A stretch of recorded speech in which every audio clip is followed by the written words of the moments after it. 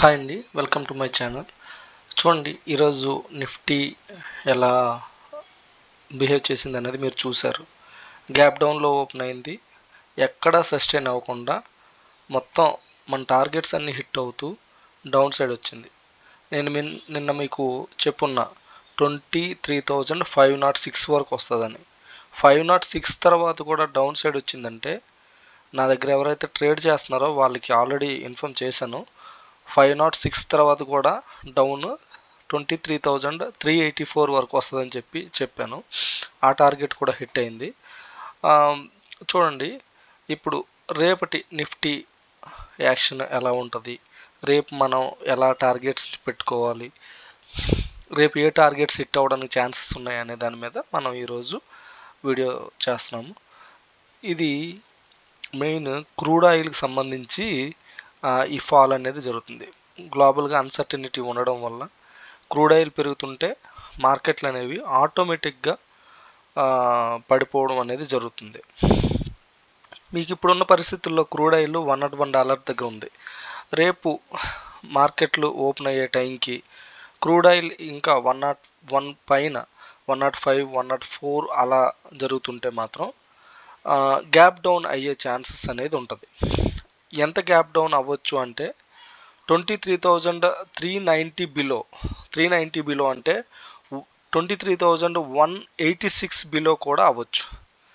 అది కూడా మీకు మెన్షన్ చేస్తున్నాను, 23,186 బిలో అవ్వచ్చు గ్యాప్ డౌన్ అయితే. ఇలా గ్యాప్ డౌన్ అవుతుంటే ఈ 186కి అప్ సైడ్ వెళ్లకుండా డౌన్ సైడ్ వస్తుంటే మీరు ఒక తక్కువ క్వాంటిటీగా మీరు బుక్ చేసుకోవాలనుకుంటే ఫస్ట్ టార్గెట్గా 23,156 ముందు బుక్ చేసుకోండి. ఎందుకంటే ఇది మీరు యాక్చువల్గా ఇది చిన్న టార్గెట్ అవ్వచ్చు, బట్ అక్కడ వరకు మీరు ఎంట్రీ తీసుకొని స్టాప్ లాస్ని 186 అబోవ్ పెట్టుకొని మీరు ఈ రకంగా హోల్డ్ చేసినట్టయితే చూడండి 186 బిలో ఓపెన్ అవుతుంది మార్కెట్. ఎందుకంటే క్రూడ్ ఆయిల్ చాలా హెవీగా పెరగడం వల్ల ఈ ఫాల్ అనేది వస్తుంది అన్నప్పుడు మీరు 186 ఫాల్ అవుతున్నప్పుడే, 186 డౌన్ సైడ్ వస్తున్నప్పుడే మీరు అక్కడ ఎంట్రీ తీసుకొని వెంటనే ఈ టార్గెట్ వరకు హోల్డ్ చేయొచ్చు. ఎంతవరకు 22,999 వరకు హోల్డ్ చేయొచ్చు, 999 వరకు. ఇప్పుడు ఇలా జరగచ్చు, లేదు ఇలా కాకుండా ఏదైనా రేపు ఏదైనా ఇంత మార్కెట్లు పడ్డాక 3 డేస్ నుంచి మార్కెట్లు డౌన్ సైడ్ పడుతూనే ఉన్నాయి, అప్ సైడ్కి వెళ్ళడం లేదు, రికవరీ అనేది జరగడం లేదు. కాబట్టి రేపు ఏదైనా గ్లోబల్గా ఇష్యూ సార్ట్అవుట్ అయితే, ఏదైనా యుఎస్కి ఇరాన్కి ఏదైనా డీల్ జరిగినట్టయితే, లేదంటే ఏదైనా క్రూడ్ ఆయిల్ తగ్గేటట్టుంటే, అటువంటి పరిస్థితుల్లో అన్సర్టనిటీ అనేది ప్రతిసారి మార్కెట్లు రికవర్ అవుతున్న ప్రతిసారి వస్తూనే ఉంది, దానివల్ల మార్కెట్లు పడుతూనే ఉన్నాయి. కాబట్టి ఒకవేళ అలాంటి పరిస్థితి వచ్చినట్టయితే 23,400 అబోవ్ మార్కెట్లు ఓపెన్ అవుతూ సస్టైన్ అయితే అప్ సైడ్ టార్గెట్ మీరు 23,545 ఫస్ట్ టార్గెట్గా పెట్టుకోండి. 545, 23,545 ఫస్ట్ టార్గెట్. సెకండ్ టార్గెట్ ఒకవేళ అప్ సైడ్కి వెళ్తుంటే, ఇంకా అప్ సైడ్కి వెళ్తుంటే 23,685 టార్గెట్ని పెట్టుకోండి. దీని తర్వాత ఇంకా అప్ సైడ్కి వెళ్తుంటే 23,752 ఈ టార్గెట్లని మీరు హోల్డ్ చేస్తూ మనం అప్ సైడ్కి ట్రేడ్ చేయాలనుకుంటే ఈ టార్గెట్స్, డౌన్ సైడ్ ట్రేడ్ చేయాలనుకుంటే 22,999 ఈ టార్గెట్లని మీరు హోల్డ్ చేయొచ్చు. ఇక నిఫ్టీ యాక్షన్ ఎలా ఉంటుంది అనేది ఎవరు ఎక్స్పెక్ట్ చేయలేరు. బట్ మనం ఏంటంటే ఒక రకంగా నిఫ్టీ మూమెంటంని పూర్తిగా స్టడీ చేసి 1 వీక్లో ఎలా ఉంది, 1 డేలో ఎలా ఉంది, 1 అవర్లో ఎక్కడ సపోర్ట్లు ఉన్నాయి, ఇప్పుడున్న ఆప్షన్ చైన్ ప్రకారంగా సపోర్ట్ అండ్ రెసిస్టెన్స్ ఏ విధంగా ఉంది అనే దాని మీద బాగా స్టడీ చేసి ఏర్పాటు చేసినటువంటి టార్గెట్స్ ఇవి. నిన్న మీకు ఆల్రెడీ మెన్షన్ చేశాను. మీరు అది ఈరోజు ట్రేడ్ చేసుంటే మీకు మంచిగా ప్రాఫిట్ బుక్ చేసుకొని మంచి అమౌంట్ అనేది క్యాష్ చేసుకోవచ్చు.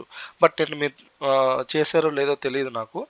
ఒకవేళ చేసుంటే మంచిదండి.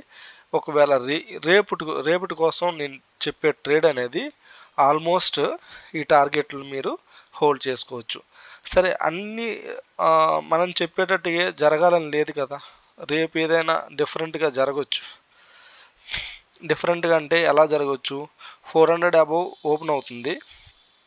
బట్ 400 అబోవ్ ఓపెన్ అవుతూ సస్టైన్ అవ్వలేక డౌన్ సైడ్ వస్తుంటే మీరు వెంటనే తక్కువ టార్గెట్ బుక్ చేసుకోవాలనుకుంటే 385ని బుక్ చేసుకోండి. 385 ఓపెన్ అయింది, సస్టైన్ అవ్వలేదు, అప్ సైడ్కి వెళ్ళి డౌన్ సైడ్ వస్తుంటే 23,385 బుక్ చేసుకోండి.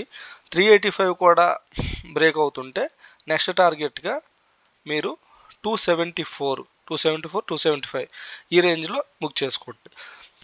లేదు, రేపు అలా కాకుండా ఓపెన్ బాగా డౌన్ సైడ్ అయ్యి అప్ సైడ్కి వెళ్తుంది, అప్ సైడ్కి బాడీ సస్టైన్ అవుతూ 400 అబోవ్ క్లోజింగ్ అనేది జరుగుతుంటే ఫాస్ట్గా మూమెంటం ఉంటుంది మూమెంటం. ఎందుకంటే ఇండియా విక్స్ చూస్తుంటే 20 దగ్గరికి వచ్చింది. 20 దగ్గరికి వచ్చిందంటే వాలటాలిటీ ఎక్కువ ఉంటుంది. ఆ వాలటాలిటీ ఎక్కువ ఉండేటప్పుడు పెద్ద పెద్ద క్యాండిల్స్ పడే ఛాన్సెస్ అనేవి ఉంటాయి. 23,300 దగ్గర ఓపెన్ అవుతూ ఒకవేళ అప్ సైడ్కి వెళ్తుంటే మీరు ఎటువంటి ట్రేడ్ చేయకుండా వెయిట్ చేస్తూ ఎప్పుడైతే 400 దగ్గర రెసిస్టెన్స్ తీసుకొని రిజెక్షన్ వస్తుందో అప్పుడు మాత్రమే మీరు ట్రేడ్ చేసే విధంగా ప్లాన్ చేసుకోండి.